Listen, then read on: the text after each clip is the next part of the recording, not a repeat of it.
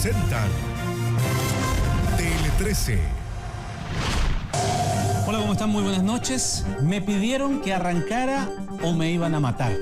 Ese es parte del dramático testimonio de un funcionario municipal de Providencia, quien fue interceptado por una turba de encapuchados. Su camioneta fue incendiada con una bomba Molotov en medio de una protesta, mientras aún estaba al volante. Se abalanzan contra mí sin explicación alguna. Me están incendiando el vehículo, tuve que salir de nuevo. Inmediatamente tratando de hacer que el auto lo prendieran. Soy enemigo central. ¿Qué más tiene de ese lado? Me tiraron una bomba. Y tratar de quemarme vivo adentro. Mauricio Cid, este funcionario de seguridad ciudadana de Providencia, hoy dice estar dando gracias por estar con vida. Ya lo había señalado al término de su angustiante comunicación por radio al pedir cooperación tras sufrir el ataque con bombas Molotov que incendió el móvil que manejaba. Me tiraron una bomba dentro del móvil, salí a arrancarlo, me quebraba, luego fui vivo diario. El estado emocional grande, ya que vi la muerte. Están incendiando, chura, ¿verdad que están incendiando la...? Oye, ¿esa cuestión puede explotar? La tarde de este lunes, escaramuzas se originaban tras un banderazo por la muerte del comunero mapuche Camilo Catrillanca en Plaza Italia. En la avenida Francisco Bilbao, al llegar al Parque Bustamante, este patrullero se detuvo al enfrentar una luz roja y ver una barricada. Allá apareció una turba de encapuchados, no hubo advertencias, no hubo tiempo para escapar. Se me abalanzan contra el vehículo lanzándome proyectil de piedras contundentes y también con arma de fuego apuntando. Lo único que hice fue proteger mi integridad física, me agaché mi cabeza hacia las piernas, donde empezaron a lanzarme los proyectiles. Repentinamente una bomba incendiaria cuenta ingresó por una ventana. Comenzó el fuego. Esta es la parte del relato que a cualquiera al escucharlo se le aprieta el estómago. Uno podía sacar el cinturón y uno de estos mismos capuchados, al ver que me estaba ya incendiando adentro y me estaban agrediendo, me abrió la puerta para que yo pudiera arrancar. Me prestó el auxilio para poder salir del vehículo y gritándome, arranca o te vamos a matar. Sus compañeros llegaron en su ayuda, aún estaba en shock con algunas contusiones, cuando lo hallaron siendo protegido por algunos transeúntes. Venga. Ahí viene ayuda. ¿Seguro? ¿Estás bien? Sí, ya tranquilito, hermano. Ya, vamos. Mientras tanto, los incidentes continuaban. La camioneta del 1414 fue apagada por un carro lanzaguas. Quedó en estas condiciones. La alcaldesa de la comuna a primera hora visitó al personal de seguridad junto a la intendenta de la región metropolitana. Es un cinismo y es una crueldad y es una violencia absolutamente irracional. Y vamos a accionar con toda la fuerza de la ley en contra de esos desgraciados que son capaces de matar a una persona viva adentro de un auto. Lo que nos interesa es identificar a estos desgraciados asesinos que actúan de esta manera. El día de mañana puede ser cualquiera que vaya pasando. El llamado es hoy día a una condena transversal a la violencia. No hay ninguna reivindicación, ninguna, que se defienda de la forma que lo vimos ayer o que lo hemos visto en los últimos días. Desde el gobierno anunciaron que habrá una querella contra los responsables. Mauricio Cid tiene 28 años, está con licencia médica indefinida. Hace 6 que se desempeña en este trabajo, no solo en Providencia, estuvo también cuenta en Las Condes. Nunca había pasado por una situación como esta, pese a estar en seguimientos contra delincuentes y otras emergencias. Voy a seguir trabajando, seguir dando lo mejor de mí. Y estas son situaciones que queda para el gobierno. Él tiene familia, tiene una mamá que lo espera aquí todos los días, tiene su hermana, tiene su hermano chico y gracias a Dios no perdió la vida dentro de ese auto en llamas. En palabras de esta madre, un episodio que jamás se les borrará, pero no hay nada como tenerlo allí, ahora de vuelta en casa. En 3 meses más, el exfrentista Raúl Escobar Poblete, el comandante Emilio, podría estar en Chile para responder por el asesinato de Jaime Guzmán en 1991. Después de 27 años prófugo, la extradición del comandante Emilio será de forma temporal para ser juzgado en Chile y luego deberá volver a México, donde está acusado de varios secuestros. Cristina González nos tiene el informe. Nunca fue capturado y por lo tanto nunca ha sido interrogado. Prófugo de la justicia, fue pieza clave en el rescate de los frentistas presos en la cárcel de alta seguridad en 1996 por el asesinato de Jaime Guzmán. Raúl Escobar Poblete, el comandante Emilio, está un paso más cerca de enfrentar la justicia en Chile. Tenemos bastantes antecedentes que demuestran que la presencia de Escobar, no solamente en el momento del asesinato, sino que antes del asesinato y después del asesinato. En la planificación y también justamente, en la porque él es el que concurre con Marcela Mardones al Campus Oriente. El ministro Carroza habla del rol del comandante Emilio en el asesinato de Jaime Guzmán y de quién fuera su pareja, Marcela Mardones, detenida en junio de 2017 y condenada a 10 años por la muerte del ex senador. Hay que recordar que Raúl Escobar Poblete es una de las dos personas que le disparó a Jaime Guzmán, autor material de su asesinato en el año 1991 y que, a diferencia de otros, nunca fue sometido a proceso en Chile.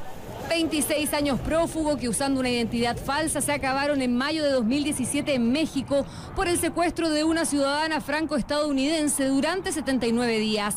10 años estuvo al menos en ese país, donde se le acusa de unos 7 u 8 plagios de alto revuelo mediático. Escobar Poblete fue detenido por autoridades de Guanajuato y es acusado de secuestro, pero bueno, pues estuvo escondido en nuestro país. Ayer el gobierno mexicano dio luz verde para su extradición a Chile. Punto para el canciller Ampuero, que había hecho gestiones para traerlo de regreso, aunque de manera temporal, debido a que en México tiene causas pendientes. Llega para ser juzgado, o sea, llegamos hasta la sentencia definitiva. Una vez que concluye la sentencia definitiva, si llegara a ser condenado, si así fuera, entonces esa condena no tendría que cumplirla, sino que tendría que previamente ser enviado a México y después posteriormente entonces tendría que cumplir esta condena. A mí me parece que es una situación bastante sui generis lo de las estaciones temporales, ¿no? Además que el señor Escobar Poblete ya prestó declaración en esta causa vía exhorto, así que no veo cuál es la necesidad de tener sobre la presencia de la calle. La defensa de Escobar Poblete en Chile acusó intromisión del gobierno para lograr la extradición desde México, considerando que Peña Nieto deja el poder en 5 días más. El canciller parece que está trabajando como un gestor de la UDI en esta materia, ¿no? O sea, no como canciller. El proceso de extradición, que está en su primera etapa, podría durar al menos 3 meses. Aún hay recursos que Escobar Poblete puede presentar para así dilatar su traslado a Chile. El comandante en jefe del Ejército fue citado a la Comisión de Defensa del Senado para explicar sus polémicas declaraciones que fueron filtradas de una reunión privada que tenía con otros funcionarios. En ella descartó que el Ejército de Chile no reconozca la subordinación ante el poder civil y destinó parte de su declaración a enfatizar lo grave que le parece la filtración. La calificó como una falla en la seguridad militar y anunció acciones legales. Hay expresiones que utilizó el señor comandante en jefe que a nosotros nos parecieron imprudentes. El ministro lo volvió a repetir, esta vez con el comandante en jefe a su lado y en medio de la Comisión de Defensa del Senado. Hasta ahí llegó el general Ricardo Martínez para dar explicaciones tras haber dicho frente a 900 uniformados en la escuela militar que en la institución se descubrió una venta de armas a narcotraficantes. Palabras que, insistió, fueron hechas en un contexto privado y cuestionó su filtración a la prensa.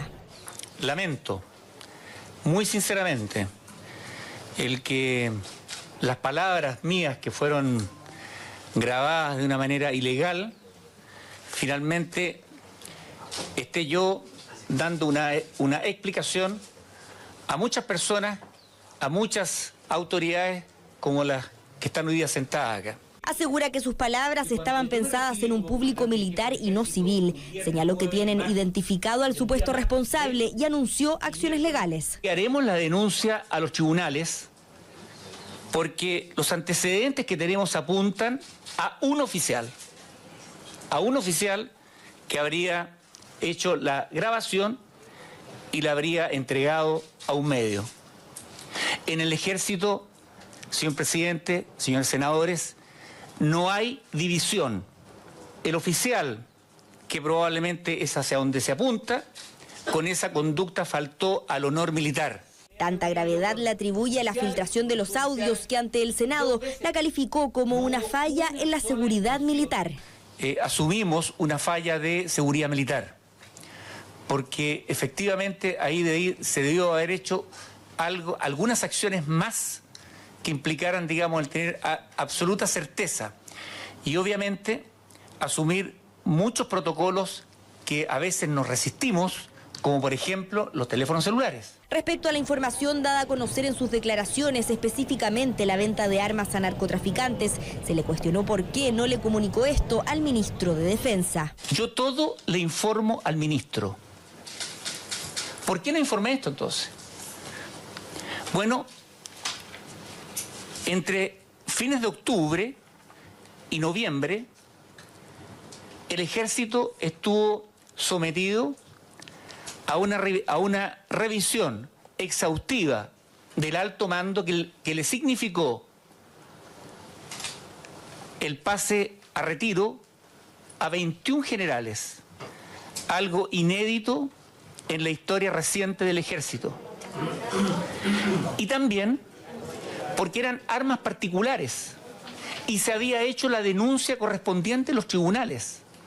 Por lo tanto, la responsabilidad legal estaba cumplida. Un punto que reabrió el debate en torno a la falta de control civil en el ejército. El comandante en jefe descartó que no exista una subordinación. El ejército de Chile no tiene ninguna duda que está subordinado a las autoridades políticas. Una de las principales interrogantes fue por qué en los audios habla de oficiales involucrados en las ventas de armas y hoy reitera que solo se trata de suboficiales. Si bien es cierto, hoy día los únicos datos que tengo son los 5 caos, es decir, 5 suboficiales, nada me indica que en algún futuro pudiese caer o pudiese tener algún problema un oficial.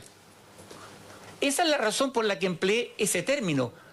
Era una reunión reservada. No era pública. 5 suboficiales que estarían en proceso de recibir su baja temporal hasta que se conozcan más antecedentes y el fallo en primera instancia. Reitera que se hicieron las denuncias pertinentes en la justicia militar. Hoy el caso también está en manos del Ministerio Público. Una investigación que se realiza en medio de voces que piden la renuncia del general Martínez, quien también estaba citado este martes a la Comisión de Defensa de la Cámara de Diputados. Scotiabank está presentando Tele 13.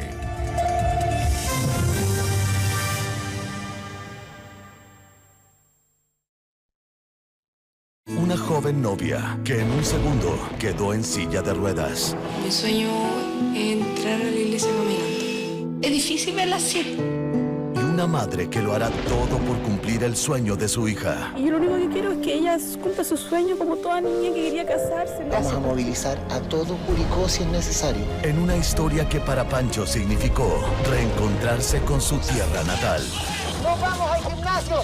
¡Vamos tocando la bocina! Contra viento y marea, la fuerza del amor. Segunda temporada, este miércoles, después de Pacto de Sangre, por el 13. Hola, soy Conia Churra y este capítulo del Cómo Me Sano es muy especial porque vamos a estar hablando de trastornos alimenticios. Valesca, nuestra protagonista, tiene bulimia, así que vamos a ir a ver cómo tratar estos trastornos desde la psiconutrición. Además vamos a saber de qué se trata la rebelión del cuerpo, 3 recetas exquisitas que no se pueden perder, unos palitos integrales con semillas, unos scones de limón y chocolate y además un ceviche de espárragos y mote con una mayo de zanahoria que les va a encantar. No se lo pierdan, Cómo Me Sano por el 13C. Sube el volumen. Fiesta, baile, manos al aire, el ritmo hace en mi corazón. Música entra en mí, me pone a bailar, me pone feliz. El verano es así.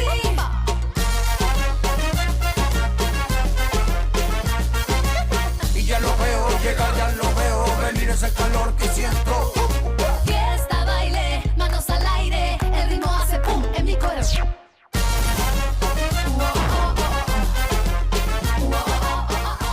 Festival del Verano ya está aquí. Para traer luz, música y ritmo a toda la ciudad. Festival de las Condes 2019. 10, 11 y 12 de enero. Por el 13.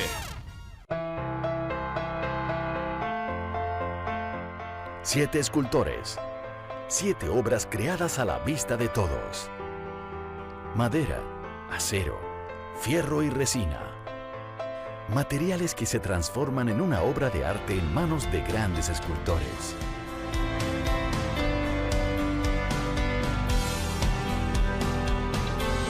Arte a la vista. Disfruta cómo se hace una escultura.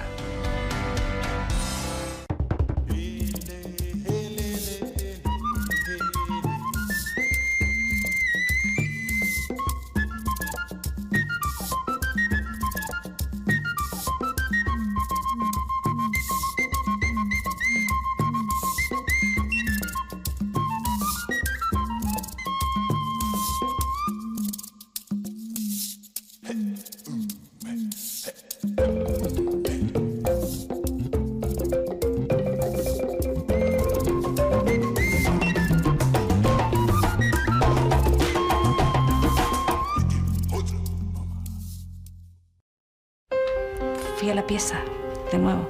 ¿Qué? Con un detective. ¿Pero qué cresta hizo? En los próximos capítulos de Pacto de Sangre. ¿Usted es policía? ¿Por qué anda buscando a la Karina? O sea, somos 3 pendejos. Se supone que tenemos que salir a la calle a buscar un descuartizador. ¿Tú le estás tapando algo al Nacho? ¿Sí o no? Hola. ¿Este es el acuario? Estoy preocupado. Es demasiado peligroso meternos con un asesino. Pacto de Sangre. Lunes a jueves. Después de Tele 13. Por el 13. Este domingo no se pierdan un nuevo capítulo de Plan B. Aprenderemos a hacer el bordado tenango y además haremos unos preciosos fanales de insectos. Todo va a estar combinado con deliciosas recetas. No se pierdan el próximo Plan B. Si quieres hacer realidad un gran sueño y cambiar tu vida. Bienvenido a MasterChef. Muchas gracias. Gracias. Como ellos. Mi sueño cumplido. Bienvenida. Naná, Daniela, Alfonso, Max, Farid, Yuhuy, Ignacio. Es tu oportunidad. Prepárate. Vuelve al 13, el programa de cocina más importante del mundo. Así que entra a 13.cl, inscríbete y podrás transformarte en el próximo MasterChef Chile.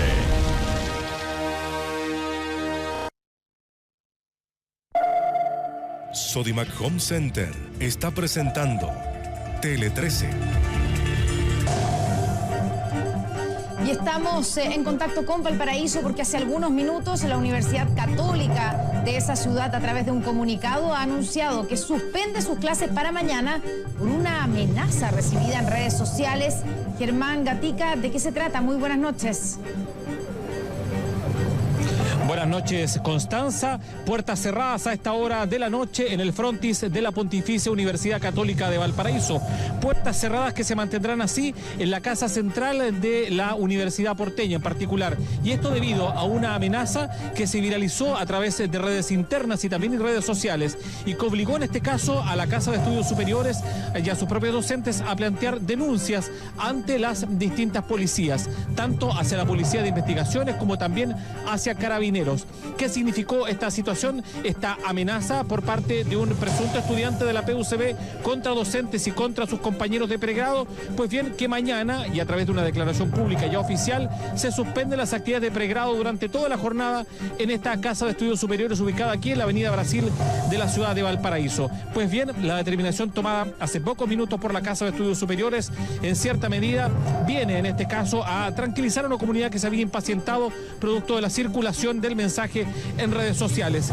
¿Qué es lo que indica en este caso el comunicado? Dice: producto de una amenaza que ha circulado en las redes sociales, la Pontificia Universidad Católica de Valparaíso ha tomado la decisión de suspender todas las actividades de docencia de pregrado durante la jornada del miércoles 28 de noviembre, únicamente en Casa Central, es decir, en Avenida Brasil 2950, que es donde estamos en este momento a esta hora de la noche en vivo.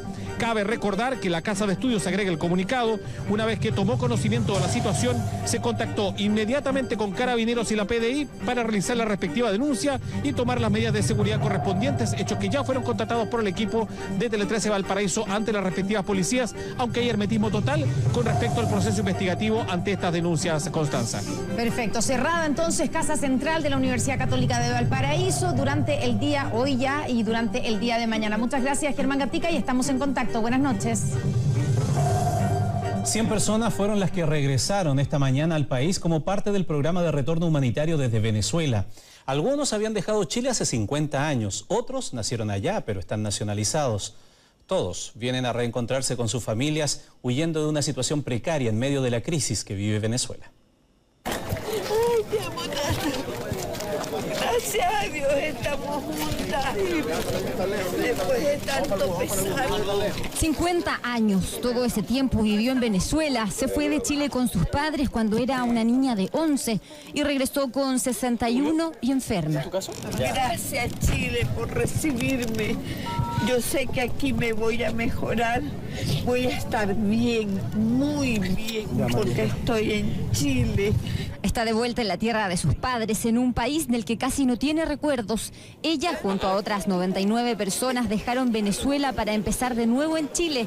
Muchos llegan enfermos, como Raúl, que después de 16 meses se reencontró acá con su familia. No hay educación ni salud, me tuve que venir, no tengo ni tratamiento para curarme, nada.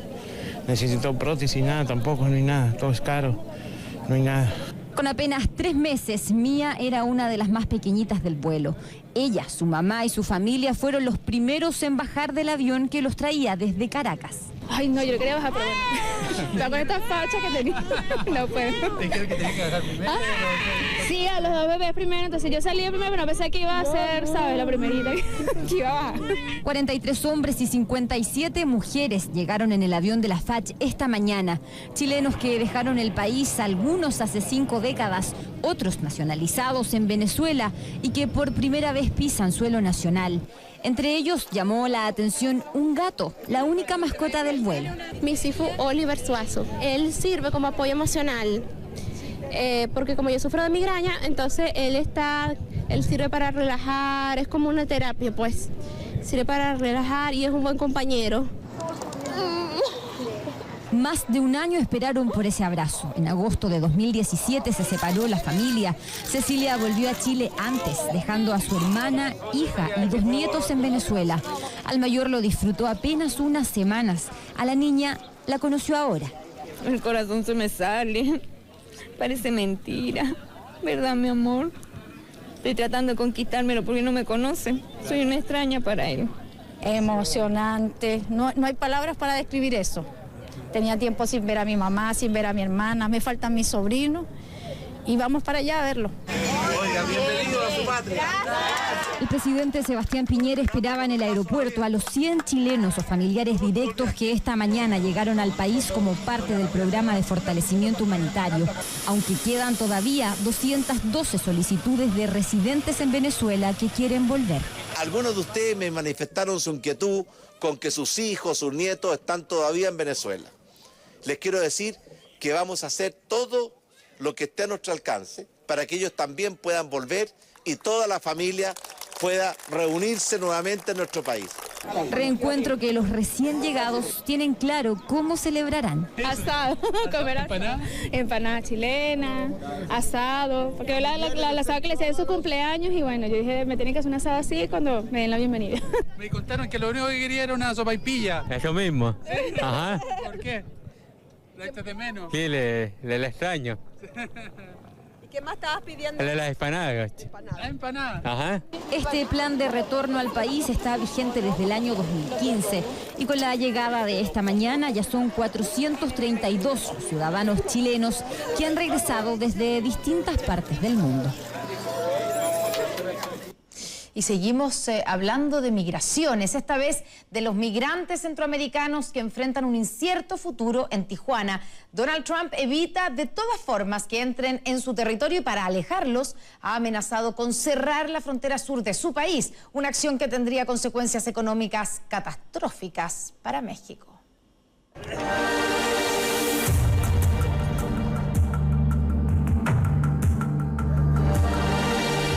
llevamos muchos días acá y me siento cansado, pues ya. O sea, como no hay esperanzas de pasar nada. Y no está claro cuántos días más México lo seguirá recibiendo. La comida y el techo que les han dado a los más de 5.000 centroamericanos que esperan entrar a Estados Unidos les podría costar caro. Donald Trump está decidido en impedir la entrada de la caravana como de lugar y eso también contempla amenazar a su vecino con castigarlo si lo sigue manteniendo. Gases lacrimógenos que la policía fronteriza lanzó contra los migrantes que intentaron cruzar de forma ilegal este domingo también impactaron en varios de los agentes mexicanos que intentaban controlar la situación. Ahora México envió una carta diplomática a su vecino del norte pidiendo explicaciones de por qué se utilizaron estas armas contra quienes estaban en el paso fronterizo. Pero Trump ya ha advertido que utilizará todo lo que esté en sus manos para combatir su entrada. Todos sabemos que Donald Trump no nos ve como seres humanos, nos ve como animales y obviamente eso es como nos va a tratar. Las opciones se empiezan a acabar entre quienes aspiran a pedir asilo, teniendo en cuenta que desde 2014 se han cuadriplicado este tipo de solicitudes que pueden demorar años en ser respondidas. Teniendo eso en cuenta, algunos piensan recurrir a coyotes que los hagan cruzar ilegalmente por unos $12.000, es decir, más de 8 millones de pesos chilenos. Con la amenaza de más migrantes llegando a la frontera y sin una respuesta de su petición de deportarlos, Trump amenazó a México con cerrar por completo la frontera que los une, lo que tendría un impacto catastrófico en la economía local que destina el 80% de sus exportaciones a Estados Unidos. Si ellos vienen, los vamos a detener y cerraremos la frontera. Eso realmente no se ha hecho, pero lo haré. Lo digo en serio y lo cerraré por mucho tiempo. En cuanto al comercio, está bien porque francamente México está muy bien en lo comercial en Estados Unidos. Así que lo cerraremos y lo mantendremos así. Porque actualmente el negocio es beneficioso para ambos. México es el tercer socio más importante de Estados Unidos y muchos de los productos que se venden ahí son de manufactura mexicana. La última vez que Estados Unidos cerró sus fronteras a todo el mundo fue en 2001 tras el ataque a las Torres Gemelas. Si volviera a hacerlo esta vez, solo sería con México, justamente por donde intenta ingresar la caravana que tiene a Trump decidido ocupar todas sus cartas para que no pisen su país. No existe una fecha exacta para su puesta en marcha, pero las autoridades se comprometieron a que antes del 15 de enero debiera comenzar a operar la nueva línea 3 del metro. Su construcción ya tiene un 97% de avance y hoy se dio inicio a la última etapa de su marcha blanca. Don Fernando, a la cuenta de 3 damos inicio a esta marcha blanca de la línea 3. 1, 2, 3. Adelante, Fernando.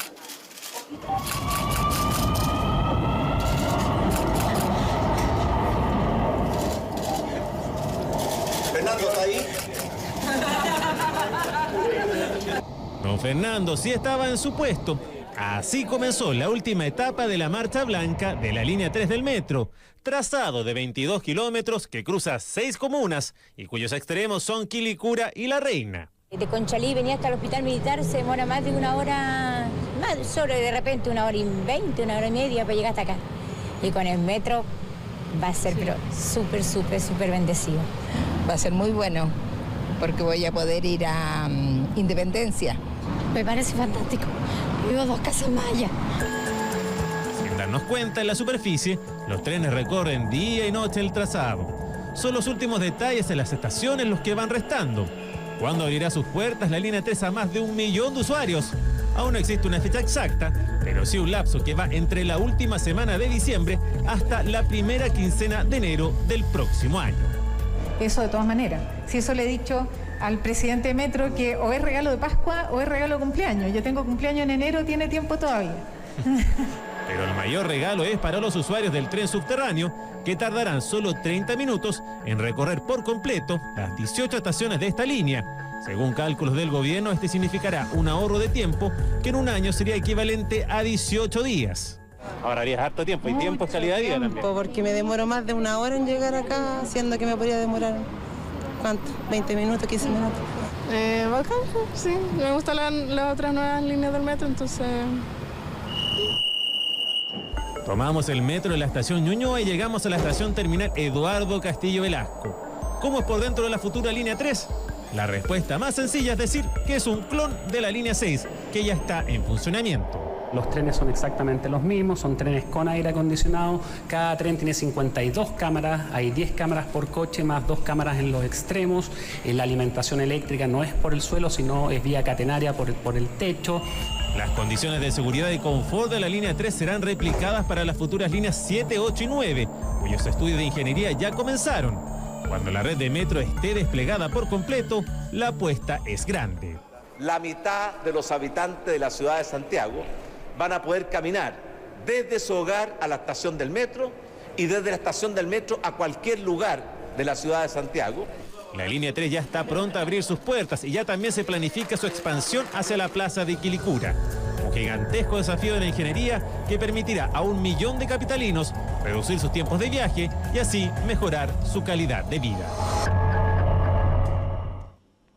Hablemos de las obras de arte robadas en nuestro país. Bueno, a la fecha, en Chile, existen 194 obras de arte, de las cuales no se conoce su paradero y que en su momento fueron encargadas por robo, al igual que las recuperadas en una hacienda este fin de semana.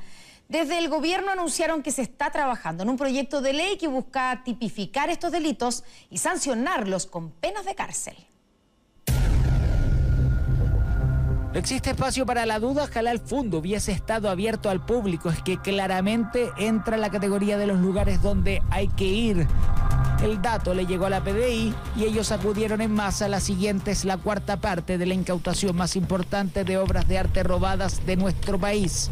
Las que estaban en poder de un empresario que allá por el 2001 escribió una carta a un diario para alegar por el poco cuidado que existía del patrimonio por el robo de una estatua.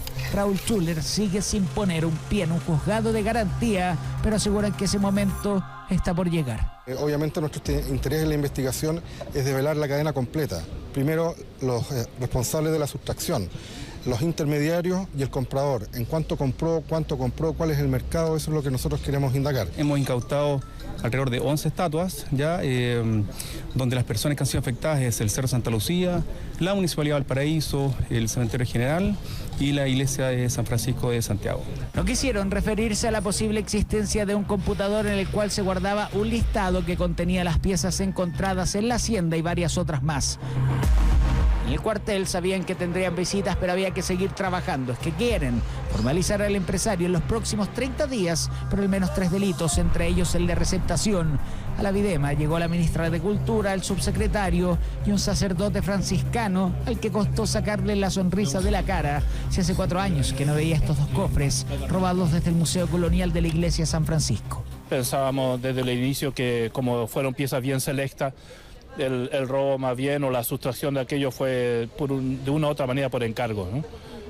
Porque podrían haber sellado toda la platería y sin embargo se llevaron estas 4 piezas más una que falta aquí, que es un relicario, ¿ya? Y esperamos que Dios mediante en estas búsquedas que siguen hacia adelante que puedan realmente aparecer. Pidió ayuda divina, que no es fácil perseguir a este tipo de organizaciones delictuales. Basta con ingresar a la página de la PDI en internet para darse cuenta de ello. Ahí mismo, donde publican a personas extraviadas, a prófugos de la justicia, aparecen también obras de arte robadas y el catálogo es extenso. Se pueden encontrar óleos de más de 50 millones de pesos, anillos y otros artículos de un valor incalculable, denuncias por robo que van desde principios del año 2000, saben que la ley debe cambiar.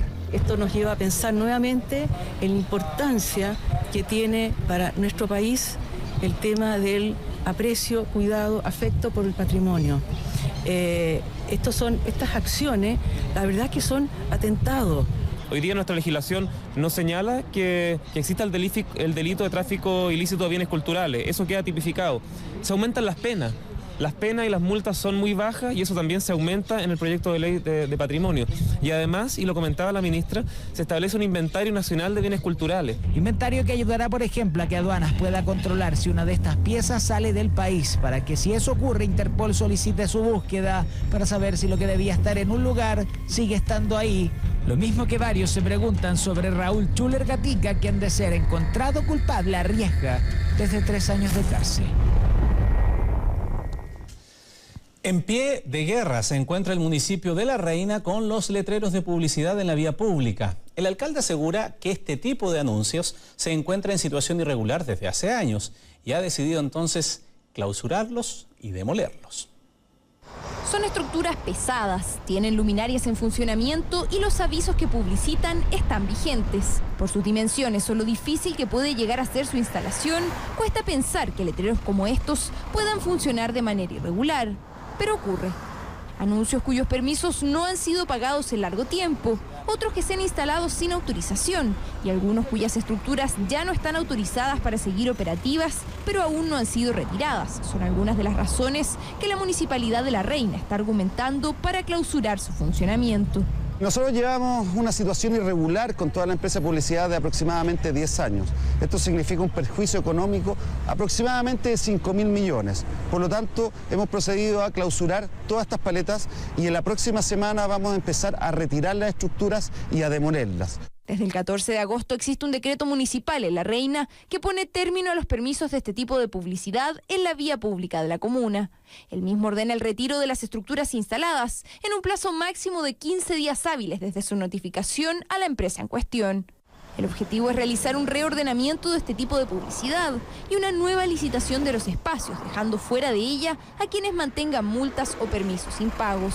Proceso que parte por la clausura y el retiro de las estructuras actuales. Lo vamos a costear nosotros, pero después vamos a facturarle a la empresa, porque es una responsabilidad de ellos. Nosotros a las empresas le dijimos hace más de 2 meses que tenían que retirar la estructura y no lo han hecho. Por lo tanto, lo vamos a hacer nosotros, los vamos a clausurar y vamos a pasarle las multas correspondientes a ellos y también a quienes están exponiendo.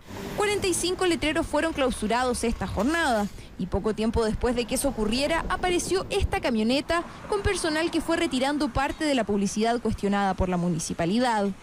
Tele 13 intentó contactarse con las distintas empresas que en los registros de la municipalidad aparecen como responsables de estas estructuras, pero no quisieron entregar una versión en cámara. Los científicos estiman que la década de 2030 estarán listos para enviar las primeras misiones tripuladas a Marte. Pero antes de eso se ha recorrido un camino de más de 5 décadas de misiones que investigaron y descubrieron todo lo que hoy sabemos de ese planeta. La última de ellas, InSight, que ayer inició sus trabajos.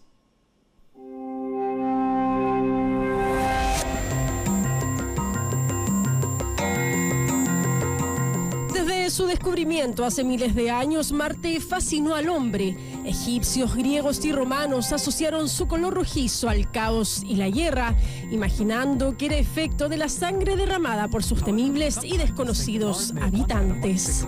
Hoy sabemos que se debe al hierro oxidado de su superficie descubierto gracias a las misiones espaciales al planeta rojo.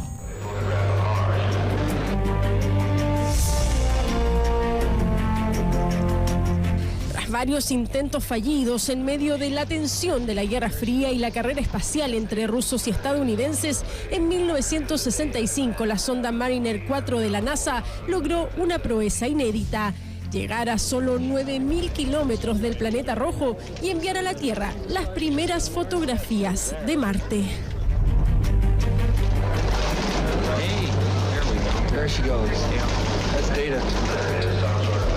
Pero serían los soviéticos con su programa Mars quien a principios de los 70 lograrían por primera vez que una nave ingresara a la órbita marciana, enviando datos sobre la topografía, atmósfera y clima del planeta. Además, por primera vez posaron un vehículo sobre Marte, aunque solo envió información durante 20 segundos antes de apagarse. Washington y Moscú siguieron investigando el planeta rojo en los 80 y 90 a través de sus misiones Viking y Phobos, que recolectaron miles de imágenes y millones de datos que construyeron un mapa casi completo de la superficie marciana, allanando el camino para misiones más ambiciosas.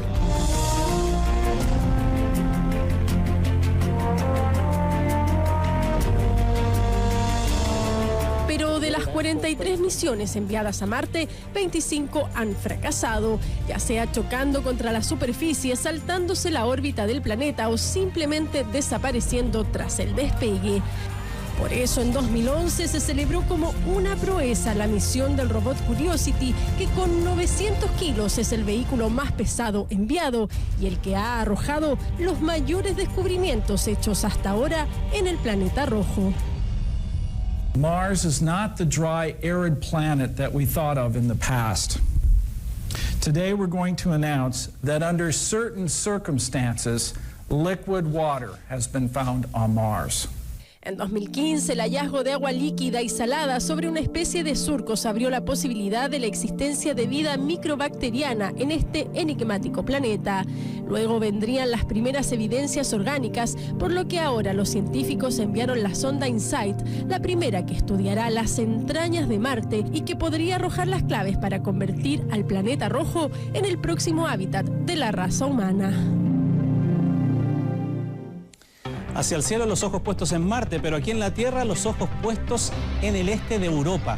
Allí la tensión entre Ucrania y Rusia se disparó luego de que las fuerzas navales de Moscú capturaran el domingo a 3 buques militares ucranianos, 2 patrulleros y un remolcador. Las naves viajaban desde el puerto de Odessa al puerto de Mariupol, en el mar de Azov, allí.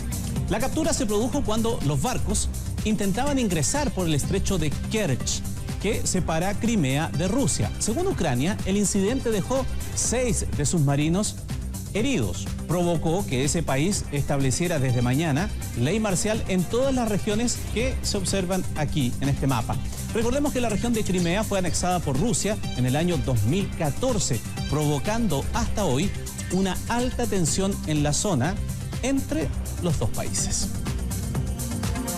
Y hablando de altas tensiones entre países, este 22 de diciembre se cumplen 40 años del conflicto entre Chile y Argentina. En 1978, a 3 días de la Navidad, chilenos y argentinos estuvimos a punto de una guerra que podría habernos dejado heridos por generaciones. En esta serie especial de 2 capítulos, Mónica Pérez fue a los lugares más emblemáticos para conversar con los soldados que estuvieron dispuestos a dar la vida por una guerra que parecía no tener sentido. Después de 40 años, vuelven a reflexionar sobre el valor de la paz.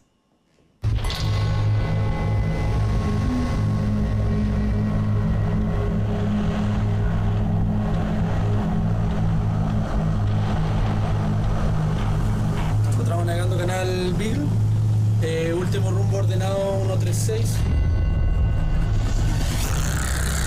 En 1978, chilenos y argentinos estuvieron a punto de ir a la guerra por estas islas. Estábamos convencidos de que no íbamos a volver, pero teníamos que rendir cara una derrota aquí. En trincheras como estas vivieron durante meses los soldados del 78, esperando este inminente conflicto con Argentina.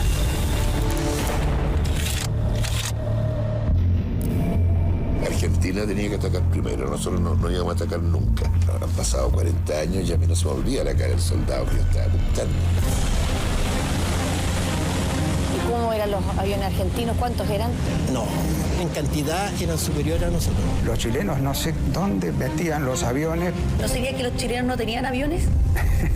En aire no habría sacado la MUR. Pasaron hambre, pasaron frío, ni siquiera la ropa que usaban, estos eran los uniformes del 78, eran lo suficientemente gruesos para soportar las temperaturas australes. Iba a ser una matanza, nosotros no teníamos ni botas, las botas las teníamos cosidas con alambre. Mire, madre, si su hijo no llega, llega al cajón. Escuché decir entonces que la partida en 2 a Chile. Era un disparado. Le decía a mi hija que si ella no me lograba conocer el día de mañana, era porque obviamente yo había entregado la vida por mi padre. Estuvimos a punto de una guerra con miles de muertos y un desangramiento a todo nivel. Si hubiera instalado un odio y un rencor, que hubiéramos tardado varias generaciones en superarlo.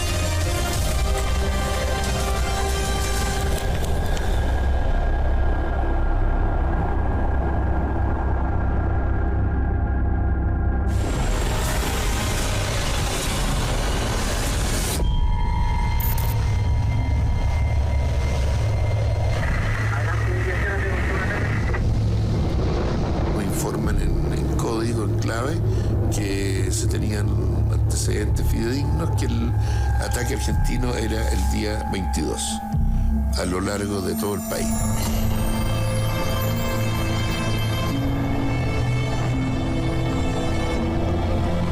Nosotros teníamos bases con mortero y con artillería cercano a la frontera, apuntando hacia Chile, y después nos teníamos que movilizar.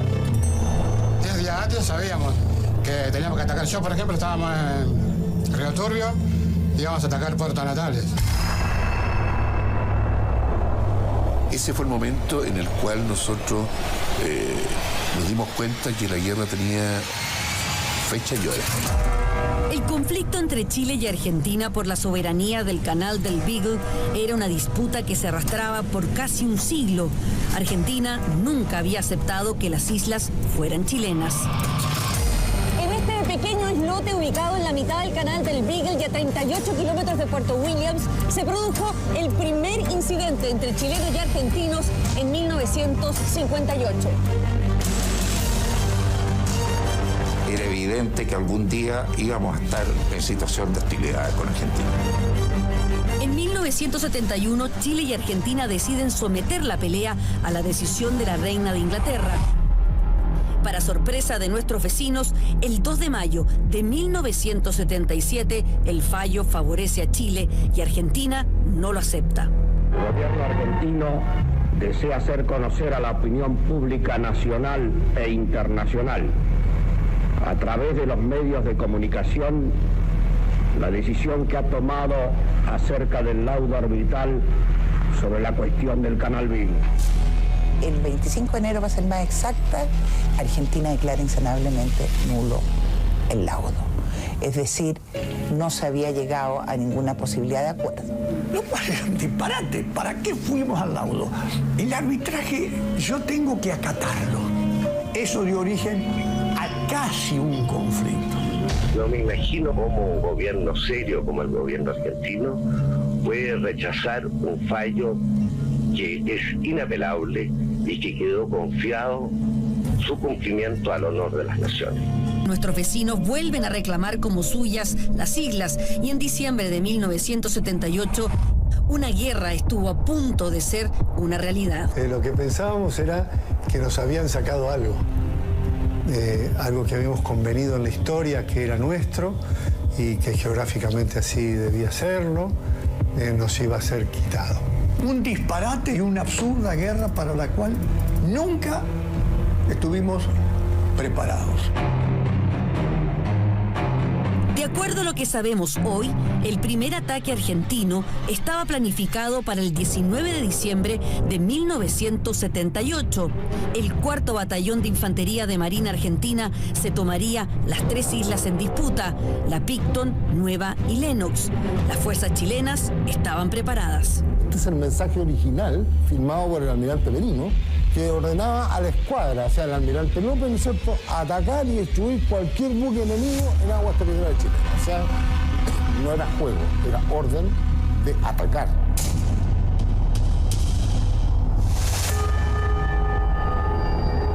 El comandante nos dice que ha llegado el momento en el cual la patria nos ha llamado para defenderla y cada uno en su puesto de combate. En todo el buque, un viva Chile tremendo.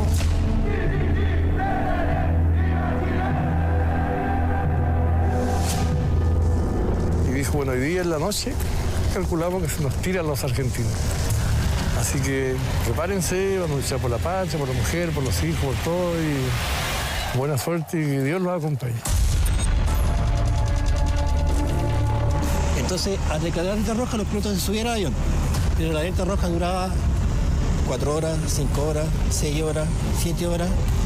Entonces todos nos quedábamos alrededor del avión, ellos sentados en la cabina y nosotros alrededor del avión y nos íbamos turnando. Algunos dormían, se iban a las carpas y dormían, pero el piloto no podía salir, no podía bajar. La Armada es la primera encargada de interceptar el ataque argentino. Don Mariano, le voy a poner unos audios, quiero que lo escuche conmigo.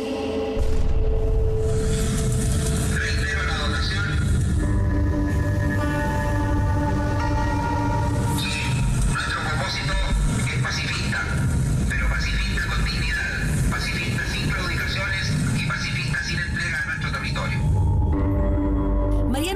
Sepúlveda, al mando del destructor Portales, les habla a sus hombres preparándolos para el enfrentamiento. Pero que esa paz sea una paz que esté garantizada por nuestro honor, garantizada por nuestra fuerza, y no sea una paz que nos cueste oprobio y nos cueste vergüenza. Vale decir, una paz digna, una paz sin claudicaciones, y una paz que tendrá que ser conseguida y preservada, aunque sea a costa de nuestro sacrificio. Continuar. ¿Era usted o no? ¿Se reconoce la voz? Sí, me la reconozco en realidad, pero no. Imagínese, esto hace 40 años. ¿Y eso es cuando ustedes...? Eso por lo veo es el 19. Claro, la primera vez. La primera vez. El buque insignia Prat, al mando del almirante Raúl López Silva, zarpa encabezando la flota chilena rumbo al mar de Drake a defender las islas. La noche del 19 al 20 de diciembre, digamos, fue el primer zarpa de combate. Salió un avión de exploración aeromarítima y detectó que la Flomar venía navegando al sur de la isla de los Estados. O sea, ya venían en desplazamiento al sur, con muy malas condiciones meteorológicas. 4 de la mañana, me acuerdo, el comandante, por el micrófono del buque, número C, con atención al buque, zarpamos a combate por orden de escuadra. Cualquier situación de combate a contar en este momento es real, cubrir sus puestos, mal. Y partimos y fue un griterío a bordo, una zalagarda, pero de alegría, ¿no? Desde el punto de vista de comparación de potenciales con la Flomar argentina, que es la equivalente a la escuadra chilena, teníamos un destructor menos. Además, ellos tenían lo que ellos consideraban, y evidentemente que lo era, un gran factor de fuerza, que era un portaaviones, el portaaviones 25 de mayo. La gracia era que el mal tiempo y todo era de por acá, sí. Así que nosotros íbamos con el mar, digamos. En cambio, los argentinos venían navegando contra el mar, golpeándose con los buques. Entonces, la mejor manera de neutralizar el portaaviones argentino era dando la batalla definitiva en las peores condiciones meteorológicas posibles.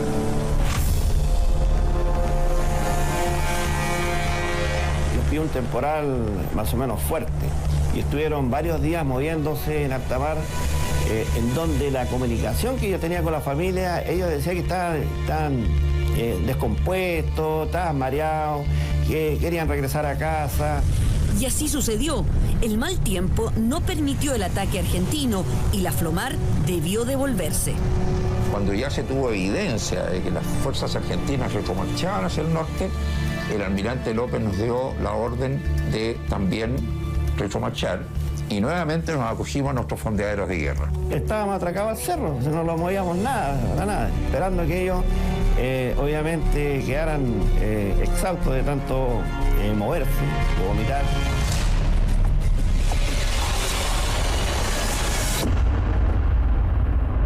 En 1978, ambos países son gobernados por dictaduras. Los presidentes de Chile y Argentina llegan hasta a la número 5 del Tepual, donde procederán a firmar el acta acordatoria.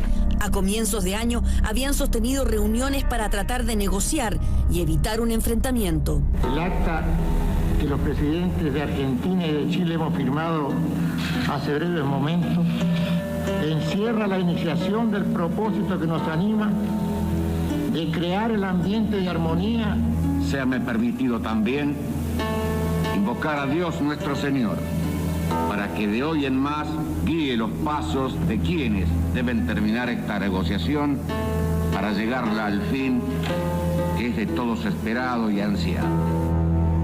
Pero nada se logró. Y mientras avanzaban los meses, el conflicto sube de tono.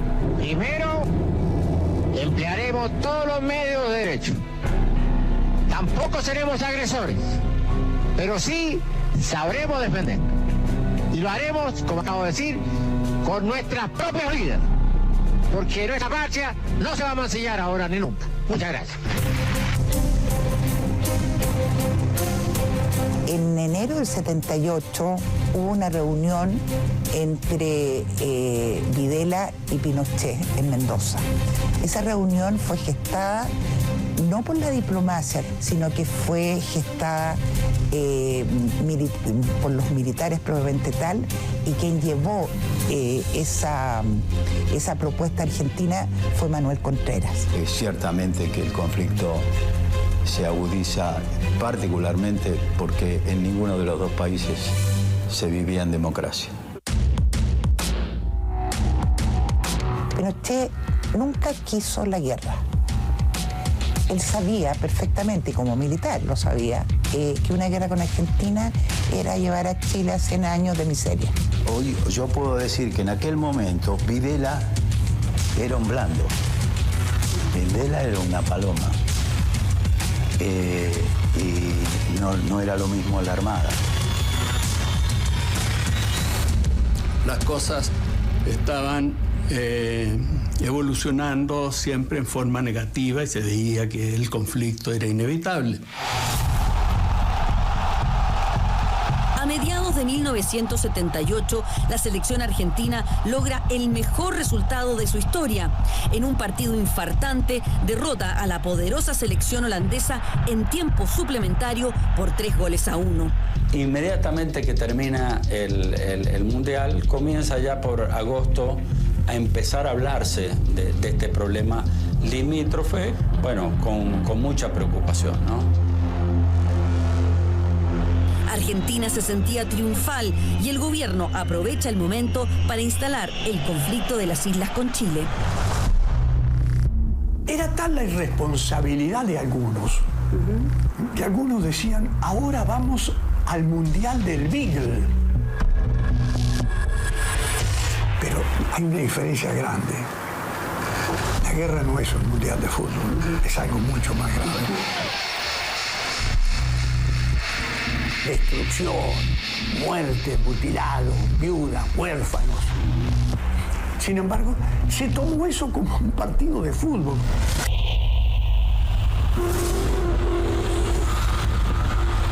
Una vez que terminó el Mundial de Fútbol de 1978, la ciudad de Buenos Aires comenzó a vivir constantemente apagones obligatorios programados. Exactamente las 10 de la noche. Y el sonido de esta sirena indica que deben ser apagadas todas las luces. Metafóricamente, Buenos Aires comienza a ser bombardeado desde el aire. La idea era preparar a la población para un supuesto ataque aéreo chileno.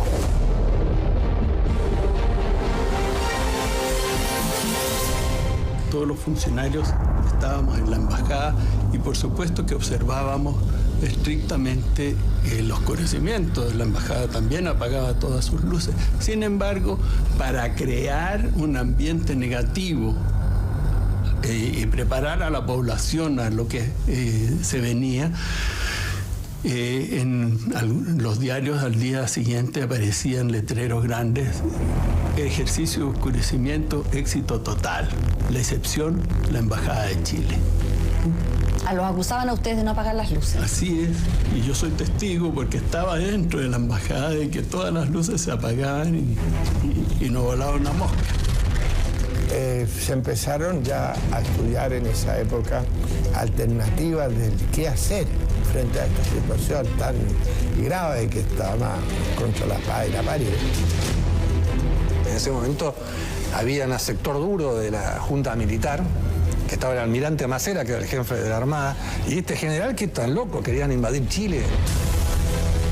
Ese año, la Junta de Gobierno argentino, integrada por el teniente general Jorge Videla, el almirante Emilio Macera y el brigadier general Orlando Agostí, tienen su propia lucha de poderes. Macera usa el conflicto con Chile para tomar el control. Macera fue el hombre más duro contra Chile. Macera, ¿cómo lo podemos perfilar? De ese hombre prefiero no emitir ninguna opinión. Es verdad, pero no toda la verdad, que esta es una guerra entre los idólatras de los más diversos tipos de totalitarismos y los que creemos en las democracias pluralistas. Es Macera quien planifica la llamada Operación Soberanía y la estrategia de cortar a Chile por la mitad. Escuché decir entonces que era partir en dos a Chile. Era un disparate, no teníamos fuerza, porque no es entrar, sino luego consolidar, gobernar, invadir un país y consolidarlo. Eso era un absurdo más grande del que usted se puede imaginar. El plan argentino comenzaba con la ocupación de las islas Lennox, Picton y Nueva por la Marina, mientras el ejército entraba a Chile a la altura de Osorno por el paso cordillerano Puyehue para separar el norte del sur. La Fuerza Aérea se haría cargo de Santiago y Valparaíso. Ellos iban a entrar a nuestro territorio y tú sentías que estabas defendiendo tu país, tu barrio, tu casa, la gente que tú querías. Me duele mucho la frase que nos decían, matar chileno, o chileno matar. O sea, hoy lo siento, pero en ese momento no se sentía.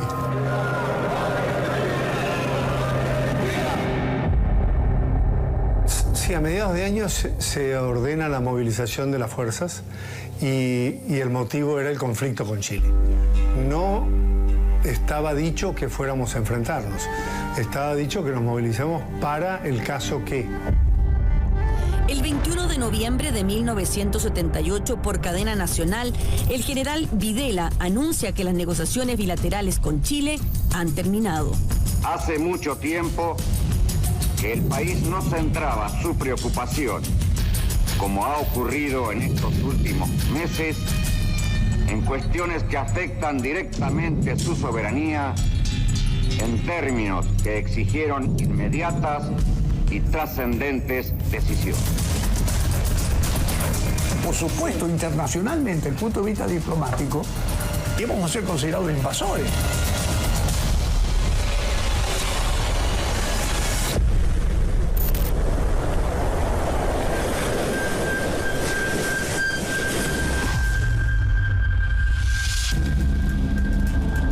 Hasta que ya el día 20 de diciembre ellos empiezan a disgregarse y a desplazarse poco a poco hacia la frontera. Pero disgregados y en lo que se llama ya un avance buscando posiciones de combate. El primer intento de ataque argentino había fracasado, pero la tensión bélica se mantenía. Yo lo que puedo contar es que cuando llegamos ahí, a Ushuaia, había gente de civiles, porque la mayoría éramos todos verdes, bichos verdes nos llamamos, pero la gente civil de un día para el otro desaparecieron. Nosotros nos preparamos todo el año, lo único que queríamos era pelear. Lo único que queríamos era entrar en combate y ya. Es decir, no queríamos entrenamiento, nosotros queríamos pelear. Estábamos en la primera línea, teníamos cañones, teníamos fortaleza, teníamos todo minado, que era un peligro público.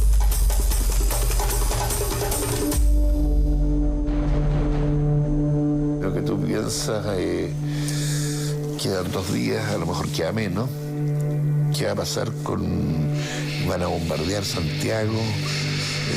Si son más los aviones argentinos, van a pasar, van a bombardear mi casa, van a bombardear el centro. Todos los lugares frecuentados por uno empiezan a pasar por la memoria y tú te imaginas qué va a pasar. Yo me imaginaba qué va a pasar con la gente. ¿Habrán refugio antiaéreo? ¿Habrán habilitado algo para esconderlo? Era una preocupación más por la retaguardia que por nosotros, porque nosotros sabíamos lo que íbamos a hacer. Durante la inminente guerra con Argentina, el año 78, las autoridades de la época dispusieron que la población se refugiara en la recién estrenada línea 1 del metro ante la posibilidad de un ataque aéreo. Otro lugar seguro que se estableció fue la bóveda del Banco Central. Se había constituido todo un comité de emergencia que se había preparado con mucho tiempo, no solamente para un ataque aéreo, sino que para defenderse de toda la agresión argentina.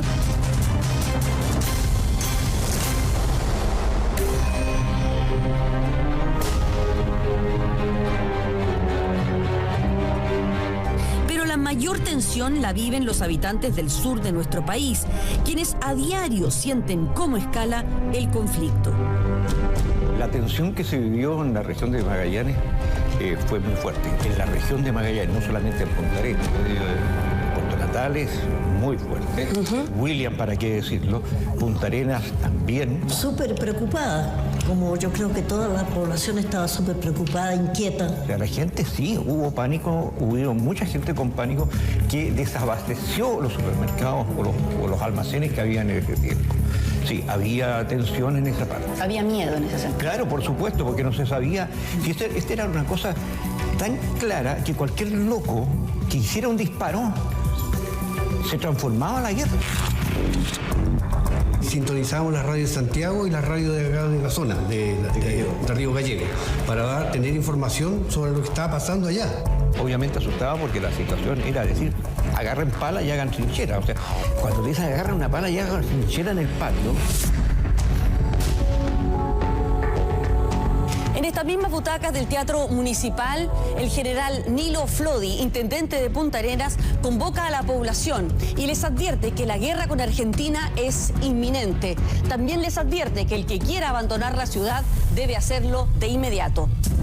Teníamos que tratar de que todo esté en calma, que los niños no se alteren, que no estén asustados y que vivan su día a día en forma normal. Que yo haya sabido, nadie arrancó, ni se fue con auto, ni con carpa fuera de la ciudad. Ya. Te lo digo. O sea, quedaron ahí afrontando a lo que venía. Hasta el último momento. Dijeron, de acá no nos movemos, nadie. Le tengo hasta el día de hoy una relación con la isla, pero muy fuerte. Así que cuando hoy yo estaba, pero decía, no, a mi isla no me la van a quitar. Porque estaba, pero totalmente impactada. Estaba todo el mundo dispuesto a cualquier cosa. Si el conflicto partía, había que apoyar de cualquier manera.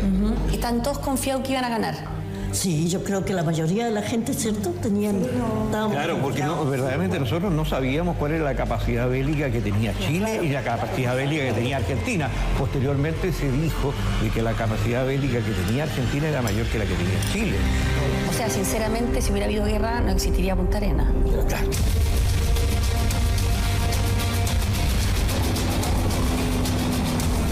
Desde el aire se puede ver cómo los hospitales de la ciudad de Punta Arenas y de muchas ciudades en el sur de nuestro país fueron pintados con cruces en sus techos para que pudieran ser identificados desde el aire.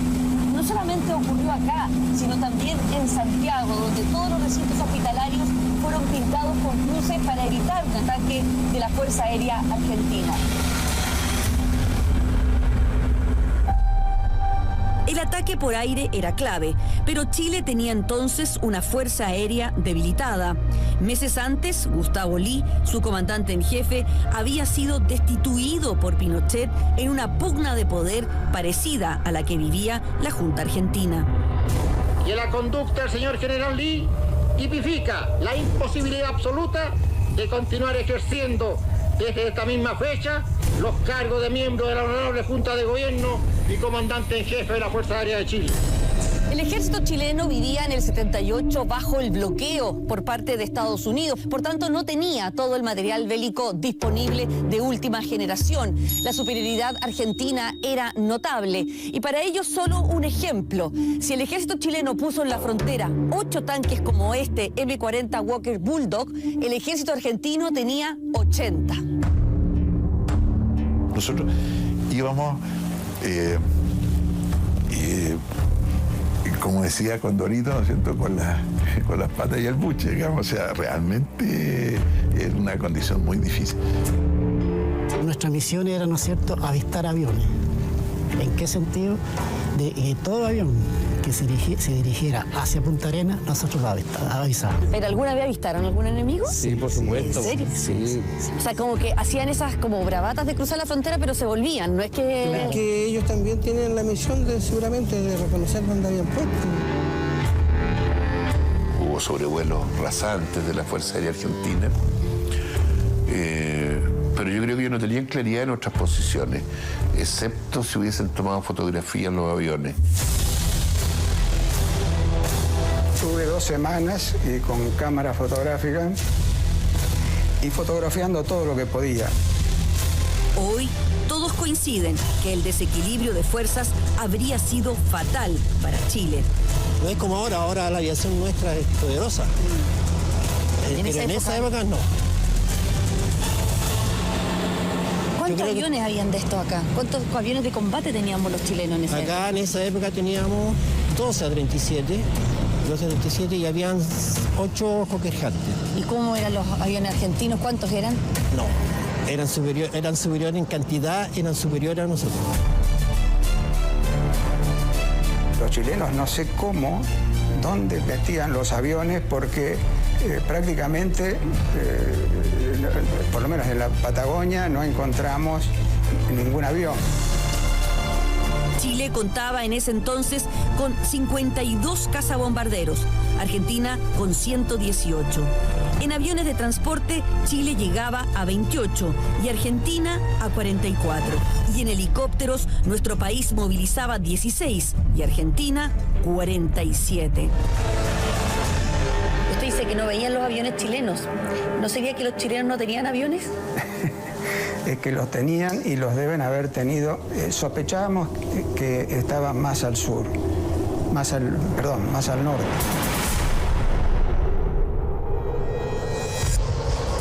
Este es un avión A-37, uno de los cuales tuvo la misión de defender la ciudad de Punta Arenas, Puerto Natales y Tierra del Fuego en 1978. Los otros aviones que tenía la Fuerza Aérea en esa época, los A-5, se quedaron en las ciudades de Santiago y Antofagasta para defender puntos estratégicos de la zona centro-norte del país. En el norte se hizo los 3 kilómetros hacia penetración a Chile, lo cual tuvimos la retirada hacia atrás de nuevo por esa tempestad de viento que hubo, que se levantó, la arena era imposible ver. Atravesó por San Pedro Atacama. Exactamente. Ahí está Calama, ahí están las minas, toda la parte minera chilena. Esa parte sí, toda esa parte se indicaba. Aunque Chile tenía todos sus flancos abiertos, en agosto Pinochet dispone que los aviones comerciales que durante el día volaban con itinerarios de pasajeros trasladaran durante toda la noche las tropas al sur del país. Recuerdo que llegamos al aeropuerto, el aeropuerto estaba lleno de aviones arrendados, digamos, de LAN, de otras líneas aéreas, y hileras de soldados, digamos, subiéndose a los aviones en condiciones bien precarias. Estaba ya el escenario claro que se estaban transportando tropas en los aviones de la Fuerza Aérea que no daban abasto. El escenario se fue haciendo cada día más crítico. A mí me tocó, por ejemplo, llevar a la Escuela de Comando de la Armada. Y me impresionó verlos todos sentados en el suelo durmiendo, las manos, unas manchas negras, las manos llenas de zancudo. Y a mí el zancudo me volvía loco. En los meses más críticos, octubre y noviembre del 78, llegaron a realizarse 14 vuelos en una noche.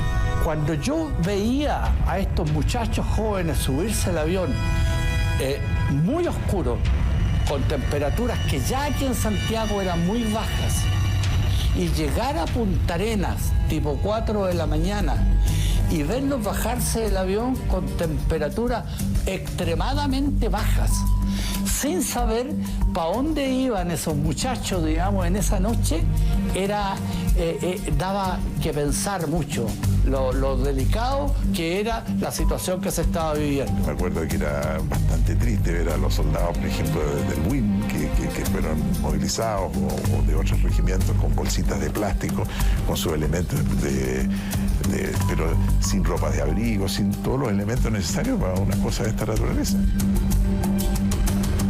¿Qué recuerdan hoy los conscriptos que fueron llevados al sur? La realidad que vivimos nosotros afuera fue tremendo, ¿ya? En primer lugar, los clases hacían lo que querían con nosotros, ¿ya?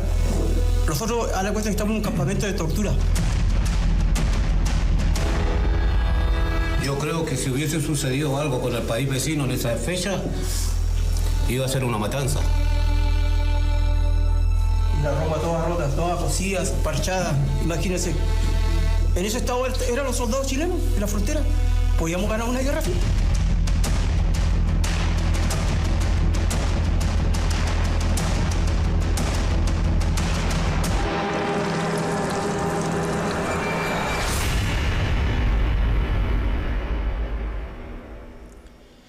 La guerra que afortunadamente no fue y que hoy día podemos recordar cómo se evitó. Mañana, la segunda parte de este reportaje de Mónica Pérez.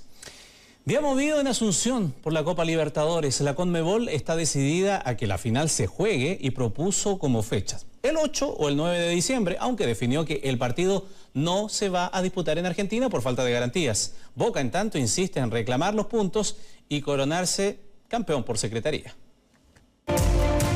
La Copa Libertadores debe definir a su nuevo dueño en cancha, es la intención de la Conmebol. El organismo que este martes tomó las riendas notificó a los finalistas River Plate y Boca Juniors y puso también sus condiciones. La presidencia, en conjunto con el Consejo de la Conmebol, decidió, sujeto a que se defina la decisión de la comisión disciplinaria, de que el partido se va a jugar. Si se juega, aclaro, el sábado 8 o el domingo 9 y se va a jugar fuera del territorio argentino. Palabra del presidente, la final debe jugarse, estipula fechas y despoja a River de su localía. Marca su posición el organismo a la espera de que el Tribunal de Disciplina defina las sanciones por el escándalo del último sábado. Duras multas económicas y una eventual suspensión de su estadio para futuras competencias esperan los millonarios que pretenden definir al campeón en cancha. La descalificación de sus rivales y recibir entonces la Copa, la antagónica intención de los Ceneices. River Plate y Boca Juniors no se dan tregua. Si se apegan al derecho, creemos que ya dentro de la Conmebol hay antecedentes suficientes para lo que está pidiendo Boca. ¿Tres antecedentes a los 2015 que Boca lo terminó sufriendo, Daniel? Una de las sanciones que pedimos, y hicimos mención de nuevo, fue la descalificación que tuvimos en el 2015. ¿Se cree que tiene elementos suficientes como para que descalifiquen a River? Y si no, no hubiera firmado la presentación. Así, incluso antes de conocer la decisión, Boca aseguró llegará hasta las últimas consecuencias buscando los puntos y la Copa, recurriendo de ser necesario al TAS, medida que sería incompatible con la fecha del partido. No están dispuestos a jugar, han repetido hasta el hartazgo, convicción tan fuerte como la de Conmebol, que no dejará ir la que bautizaron como su gran final y para la que, más allá de los recursos y apelaciones ceneices, deberá ahora designar una sede. Se juega afuera porque entendemos de que no están dadas las condiciones como para que este partido se pueda jugar en la Argentina. Asunción en Paraguay, el Estadio Mineirao de Brasil, hasta el Estadio Nacional de Chile, Miami e incluso Doha en Qatar, cartas que evaluaría la Conmebol. Sobran sedes cuando escasean las certezas. Sin el dictamen del tribunal, el desenlace sigue siendo reservado. ¿Se impondrá el organismo exigiendo sí o sí la fiesta que espera también River? ¿O se saldrá con la suya Boca, que quiere la Copa por secretaría y amenaza con no presentarse a jugar? La final más larga se disputa muy lejos de la cancha. Huawei está presentando Tele 13.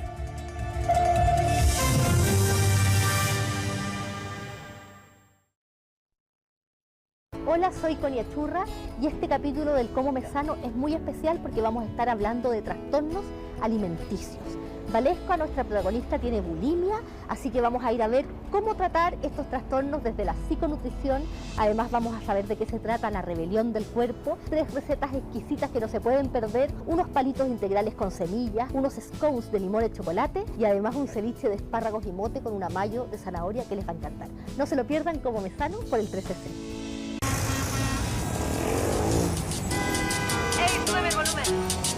Fiesta, baile, manos al aire, el ritmo hace en mi corazón. Música entra en mí, me pone a bailar, me pone feliz. El verano es así.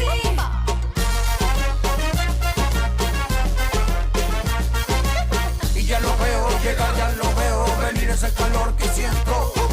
Fiesta, baile, manos al aire, el ritmo hace pum en mi corazón.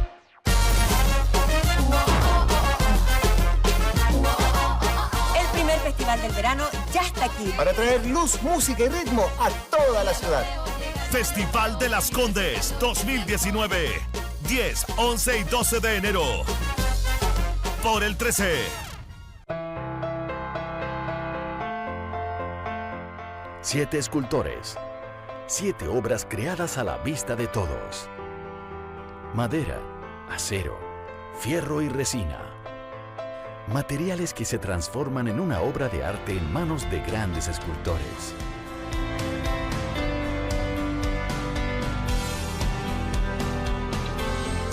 frente a la vista. Disfruta cómo se hace una escultura. Fui a la pieza, de nuevo. ¿Qué? Con un detective. ¿Pero qué cresta hizo? En los próximos capítulos de Pacto de Sangre. ¿Usted es policía? ¿Por qué anda buscando a la Karina? O sea, somos 3 pendejos. Se supone que tenemos que salir a la calle a buscar un descuartizador. ¿Tú le estás tapando algo al Nacho? ¿Sí o no? Hola. ¿Este es el acuario? Estoy preocupado. Es demasiado peligroso meternos con un asesino. Pacto de Sangre. Lunes a jueves, después de Tele 13, por el 13. Si quieres hacer realidad un gran sueño y cambiar tu vida. Bienvenido, Masterchef. Muchas gracias. Gracias. Como ellos. Mi sueño cumplido. Bienvenida. Naná, Daniela, Alfonso, Max, Farid, Yuhuy, Ignacio. Es tu oportunidad. Prepárate. Vuelve al 13, el programa de cocina más importante del mundo. Así que entra a 13.cl, inscríbete y podrás transformarte en el próximo MasterChef Chile. El chef Carlos von Mühlenbrock sigue de viaje y esta semana llega hasta la isla de Chiloé para conocer el emprendimiento de un grupo de mujeres huilliches que se unieron para crear Chiloé Gourmet, una exquisita pasta de ajo chilote. Y para disfrutar este producto, Carlos nos preparará unos buñuelos de zapallo italiano que serán perfectos para sorprender a tus invitados. Todo esto lo ves aquí, en Carlo Cocina Vive Sustentable. Especial de Tele 13, hoy y mañana, la guerra del fin del mundo. En 1978, chilenos y argentinos estuvieron a punto de ir a la guerra por estas islas. 2 países vecinos. Si su hijo no llega, llega al cajón. Al borde de un conflicto fratricida. Le decía a mi hija de que si ella no me lograba conocer el día de mañana, era porque obviamente yo había entregado la vida por mi padre. Especial de Tele 13, la guerra del fin del mundo. Hoy y mañana, en el 13.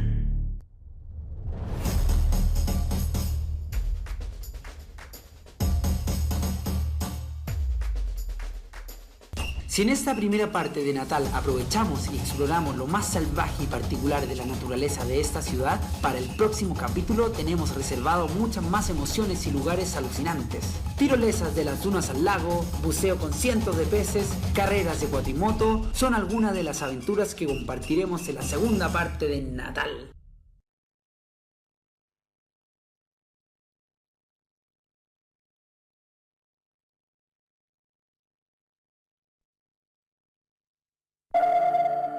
Ford y Universidad San Sebastián están presentando Tele 13. Este domingo, Héctor Tapia se sentará por última vez en la banca como técnico de Colo-Colo. La lista para reemplazarlo crece con el paso de los días y entre los favoritos de blanco y negro destacan los nombres de José Néstor Peckerman y Mario Salas. El directorio en su reunión tomó el acuerdo unánime de no renovar el contrato del cuerpo técnico de Tito Tapia. Crónica de un despido anunciado. 216 días duró el segundo periodo de Héctor Tapia en el Cacique, pese a que el ex delantero dirigirá este domingo ante la U de Conce. La banca del Monumental está disponible.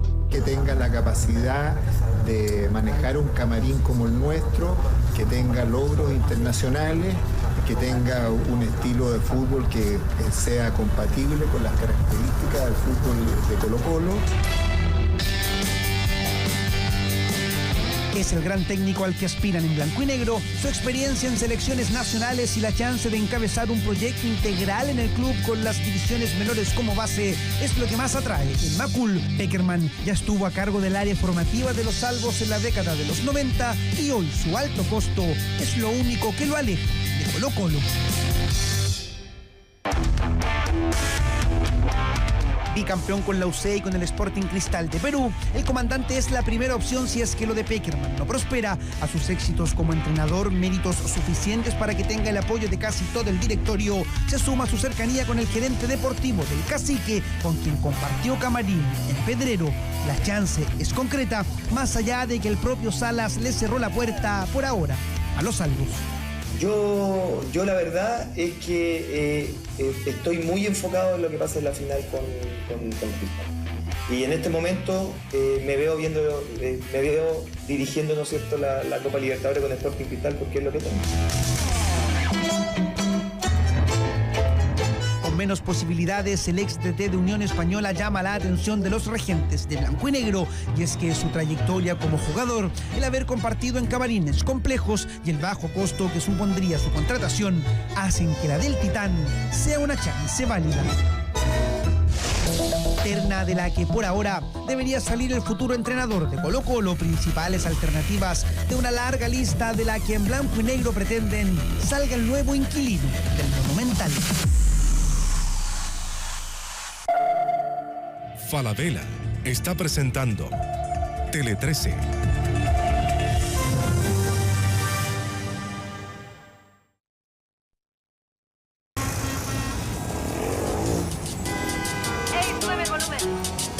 Fiesta, baile, manos al aire, el ritmo hace en mi corazón. Música entra en mí, me pone a bailar, me pone feliz. El verano es así.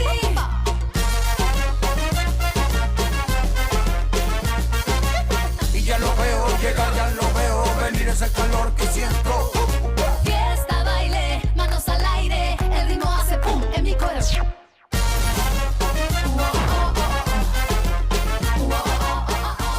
Festival del Verano ya está aquí. Para traer luz, música y ritmo a toda la ciudad. Festival de las Condes 2019. 10, 11 y 12 de enero. Por el 13.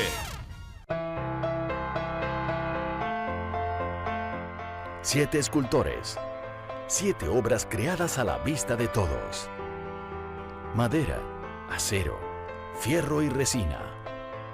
Materiales que se transforman en una obra de arte en manos de grandes escultores.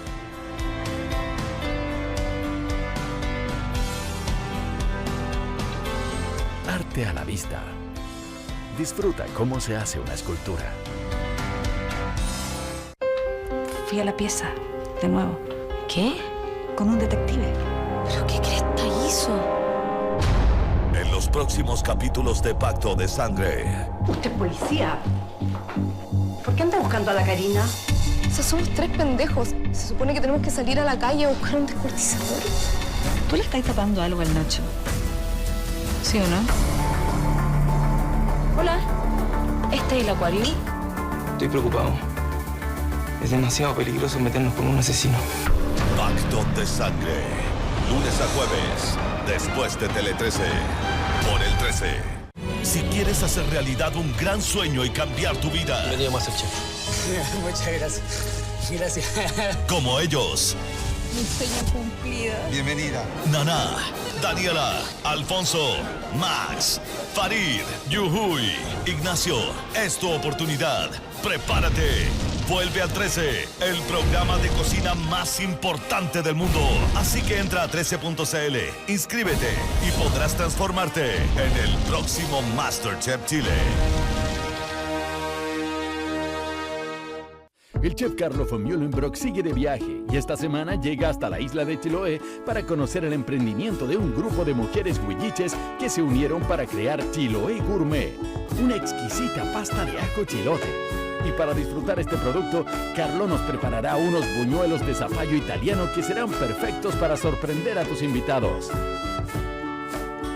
Todo esto lo ves aquí, en Carlo Cocina Vive Sustentable. Especial de Tele 13.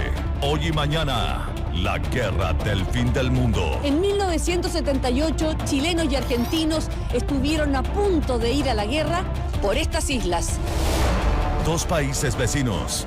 Si su hijo no llega, llega al cajón. Al borde de un conflicto fratricida. Le decía a mi hija de que si ella no me lograba conocer el día de mañana, era porque obviamente yo había entregado la vida por mi padre. Especial de Tele 13. La guerra del fin del mundo. Hoy y mañana, en el 13.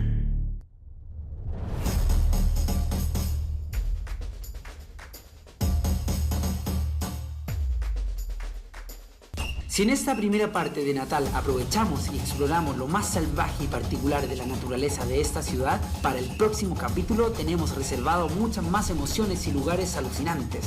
Tirolesas de las dunas al lago, buceo con cientos de peces, carreras de cuatrimoto, son algunas de las aventuras que compartiremos en la segunda parte de Natal. Hola, soy Conia Churra y te dejo invitadísimo a un tremendo capítulo del Como Me Sano.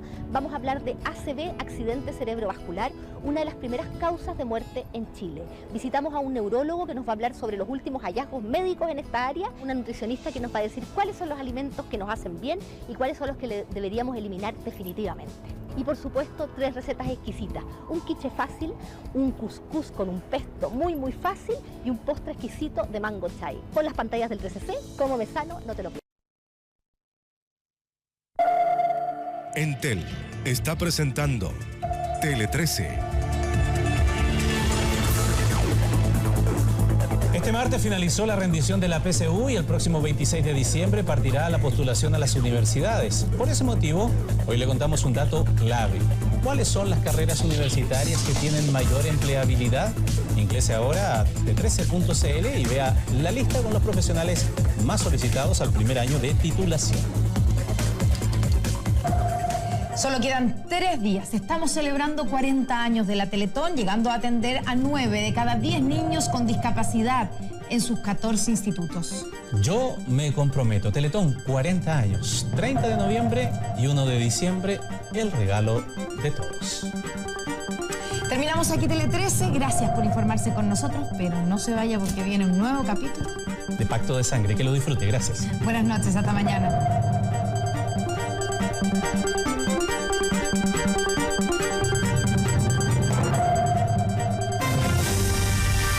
Aprovecha esta Navidad en Entel.